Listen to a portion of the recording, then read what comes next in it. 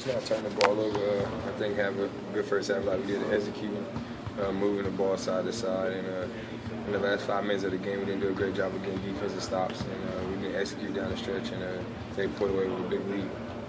Last game against Atlanta, a lot of people say it's almost a carbon copy of what they've done in San Antonio.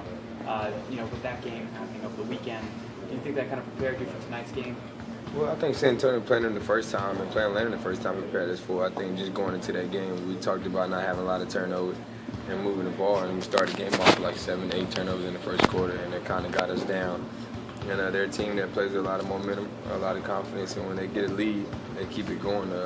Luckily, we got an opportunity to play better in the second half and cut it down, but in the fourth quarter, they just did what we didn't do in San Antonio, taking care of the ball and executing down the stretch. Does the fact that they're the defending champs mean anything when you get ready to play them? No, not at all. You know they're the defending champs, but it's a new season, and you go out there and every time you step on that court, everybody put their pants on the same way, their socks on the same way, and their shoes on the same way. And you just go out there competing and try to give your best effort and try to beat them. You're now 104 against the top 3 teams in the East, kind of struggle a couple of top teams in the West. What's been the difference, you think, in going against the elite squads in the NBA? I think you just got to come out there with the same energy and same effort. Against those teams, you can't have one of your bad games when you turn the ball over a lot and you're not executing on the offensive end. I think that's what happened in those games. We was right there with a lot of those teams.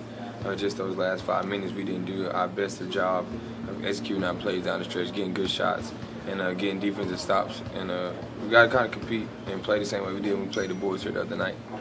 You made over 100 threes last year as your career high. This year you're not taking as many. What's the difference?